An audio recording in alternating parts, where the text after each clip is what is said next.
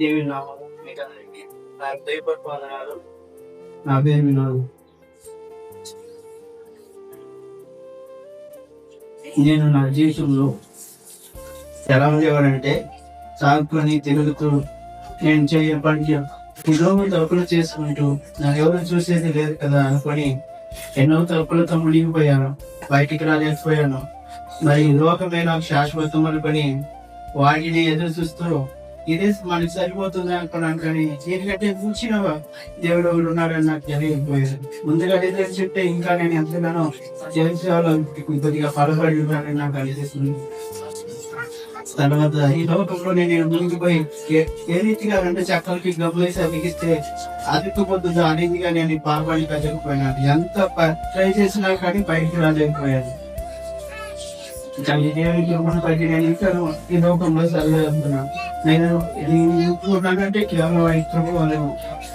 కానీ నాకున్న పరిస్థితి వల్ల నేను ఒక్క చేయబడివాడు. కానీ దేవుని కూడా బట్టి ఇంకా సజీవంగా ఉన్నాను. తర్వాత ఇంకొకటి బట్టి ఇంతవరకు నడిపిస్తూ ఎప్పుడైతే నేను ఇదే నాకు శాశ్వతం అనుకున్నానో ఇది కాదు అని తెలుసుకున్నాను. దేవుని తెలుసుకున్న తర్వాత నేను మెల్లగా నేను చేసే పనులన్నీ తప్పని గ్రహించాను. పశ్చాత్తాపడ్డాను. అయినా కూడా నాలో పాపం ఏమాత్రం పోలేదు. పాపం ఏమాత్రం నాలో అట్టుదని ఉంది. మందిరానికి వస్తున్నా కానీ పాపం చేస్తున్నాను. ఏమాత్రం నాలో మార్పు లేదు. చేసి విజయవాడ న్యూజివెంట్లో ఒక యూత్ మీటింగ్ జరుగుతుందిగా అక్కడికి మమ్మల్ని పిలిచి అక్కడికి మమ్మల్ని పంపించారు. అక్కడ పంపించడం అక్కడ సేవకులు వాక్యం చెప్తుంటే నాలో నా పాపాలు బయటకు వచ్చాయి. ఒక్కొక్కటే కన్నీరు విడిచాను. భద్రత కాపాడ్డాను. పాపం అంటే ఇదే వస్తుంది. అలా దాని మీద నాకు విరక్తి పుట్టింది. మళ్ళీ అక్కడి నుంచి కడగలడదు. కానీ నాలో ఏ మాత్రము చేంజెస్ అయితే ఉండేది కానీ పాపం మీద జైలు లేకపోయింది. తర్వాత మారు మనసుకి సిద్ధపడ్డాను. 2 సంవత్సరాలు అయిన తర్వాత అప్పటికే నాలో ఇంకా ఉంటే ఇంకా మనము మరింతగా పాపానికి వెళ్ళిపోతాం అనుకొని అలాగే జీవిస్తున్నాను అనుకొని చాలా సిగ్గయింది. ఇంకా దేవుని కృపను బట్టి మళ్ళీ 2025 జూన్ 1న నేను మారు మనసుకు వచ్చాను. మారు మనసుకు వస్తే నాకు అంటే పాపం ఎలా ఒప్పుకోవాలి సారు మేడం గారు కలిసి పాపం ఇలా ఒప్పుకోవాలి అని ప్రతి ఒక్కటి చెప్తూ వచ్చారు. నేను కూడా మరి పాపం ఇలా ఒప్పుకోవాలని గ్రహించి మళ్ళీ పాపం మెల్లమెల్లగా ఒప్పుకొని వచ్చాను. కానీ నాలో దేవుడు ఏమాత్రం మాట్లాడలేదు. మరి కోపం వచ్చి పెద్దగా నేను మరి సార్ నాకు దేవుడు సరిగా మాట్లాడటం లేదు, నాలో పాపము ఒప్పుకున్నాను కానీ దేవుడు మాట్లాడలేదు అంటుంది. మళ్ళీ నేను ఇంటికి బయలుదేరుతాను సార్ అని చెప్పాను. కానీ సారు నాకు కలిసి వాక్యంతో మళ్ళీ వచ్చాను. కానీ ఏదో పాపం ఉంది, నువ్వు మర్చిపోయి ఉన్నాను. దేవుని అడిగితే దేవుడు చూపిస్తాడు. మళ్ళీ ఆ రాత్రి నేను అడిగాను, ప్రభావాలు అన్ని పాపం ఒప్పుకున్నాను కదా, ఇంకా ఏదైనా ఉందా అని అడిగితే నేను చిన్నప్పుడు దొంగతనం చేసిందని చూపించింది. తర్వాత ఫోన్ చేసి అమ్మా నేను ఇలా చిన్ననాటి తనంలో ఒక 50 రూపాయలు దొంగలిచ్చాను, నన్ను క్షమించమ్మా అని అడిగి తర్వాత దేవుడు నాతో మెల్లగా మాట్లాడటం మొదలుపెట్టాడు. తర్వాత దేవుడి వాక్యం ఎలా చెప్పేవారైతే నాకు సారు మేడం వచ్చి నాకేనా అన్న రీతిగా అనిపించేది. నేను ఇలా ఉన్నానా అనేది. ఎగ్జాంపుల్ మన బైబిల్ గ్రంథం పరిశుద్ధ బైబిల్ గ్రంథంలో నుంచి యోగ గ్రంథంలో 17 ఉంది. దాని యొక్క ఏదో ఒక విషయంలో ప్రార్థన చేస్తూ ఉంటారు కానీ ఏమాత్రము దేవుని నుండి పిలుపు రాదు. అప్పుడు ఎదురు చూస్తూ ఉంటాడు. కానీ దేవుని దూత వచ్చి అతనితో మాట్లాడుతుంది.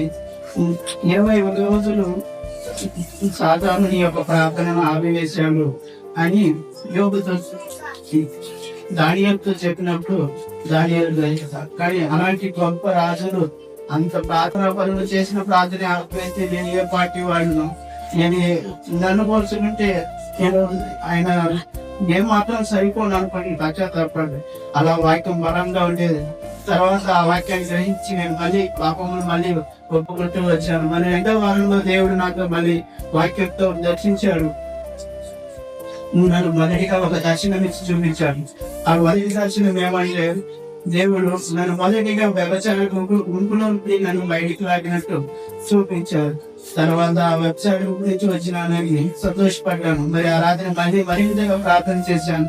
ప్రార్థన చేసే దేవుడు మళ్ళీ ఇంకొక దర్శనంతో నన్ను బలపరిచారు. ఆ దర్శనం ఏమంటే ఒక తెల్లటి కాగితాన్ని ఇచ్చి అందులో ఒక పాట చూపించి దీన్ని నన్ను శుద్ధిపరచు అని చూపించాడు. ఆ పాట ఏమని నేను చూస్తే యెహోవా నా బలమా అనే పాట నాకు ఇక్కడ చూపించారు. తర్వాత ఆ రాత్రి నేను ఆ పాటతో దేవుడిని స్తుతించాను. మళ్ళీ ఇంకొక దర్శనం వచ్చింది. అప్పటికి నేను జిల్లా దర్శనాలు వస్తా ఉన్నాయి అని చెప్తే, ఇంకా నువ్వు ప్రార్థించు, దేవుడు ఇంకా మరింత గొప్ప కార్యం చూపిస్తాడు అని చెప్పిన తర్వాత మళ్ళీ ప్రార్థన చేస్తూ ఉంటే ఒక విలువైన వస్త్రం నేను ఎప్పుడు నా జీవితంలో ఇంతవరకు ఎప్పుడు చూడలేదు. అలాంటి వస్త్రాన్ని మరి ఎంతో విలువగా అనిపిస్తుంది. అది నా జీవితంలో ఇంతవరకు ఎప్పుడు చూడలేదు, చూడకూడదు లేదు. కానీ దేవుడు అలాంటి విలువైన వస్త్రము వదలు, అందులోని కొన్ని పాత్రలు, కొన్ని విలువైన పండ్లు, మరి ఎర్రటి పండుగా ఉన్నది. దాన్ని నా చేతికి నాకు ఇచ్చారు. నేను గ్రహించి తీసుకున్నాను. తర్వాత అదే దర్శనం మళ్ళీ నాకు దేవుడు మళ్ళీ చూపించారు. మళ్ళీ దాన్ని నేను సాతో చెప్పినప్పుడు ఇంకా ప్రార్థించు, దేవుని మరింతగా చూపిస్తాడని చెప్పాను. మరి నేను మళ్ళీ ప్రార్థన చేస్తుంటే మళ్ళీ నా పాపములన్నీ నేను సార్తో ఒప్పుకున్నాను. సార్ నేను ఇలా చేశాను, నా చిన్ననాటి తరంలో నేను ఇలా పాపం చేశాను, బయటకు రాలేకపోయాను సార్ అని ప్రార్థన చేశాను. కానీ మరింతగా దేవుడు మరి అప్పటికీ నాకు చాలా ప్రార్థన చేస్తుంది. సారు మేడం రాత్రి ఆఖరిగా ఒక దర్శనం వచ్చింది. పెద్ద పెద్ద కొండ అది. ఆ కొండలో అనేక యవనస్తులు ఉన్నారు, అనేక మంది సాడులు పట్టుకుని ఎదుగుతున్నారు. నేను కూడా అందులో నేను ఎదుగుతూ ఉన్నాను. మరి ఎగినప్పుడు నా బాధ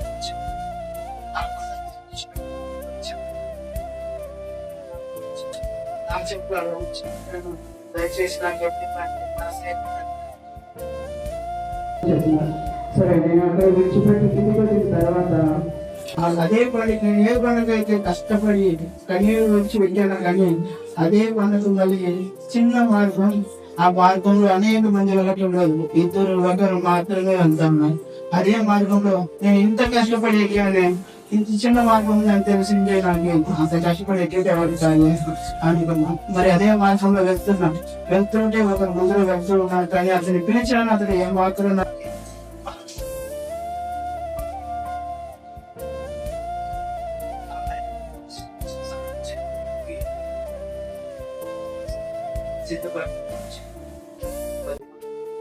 మరి అలాగా మరింత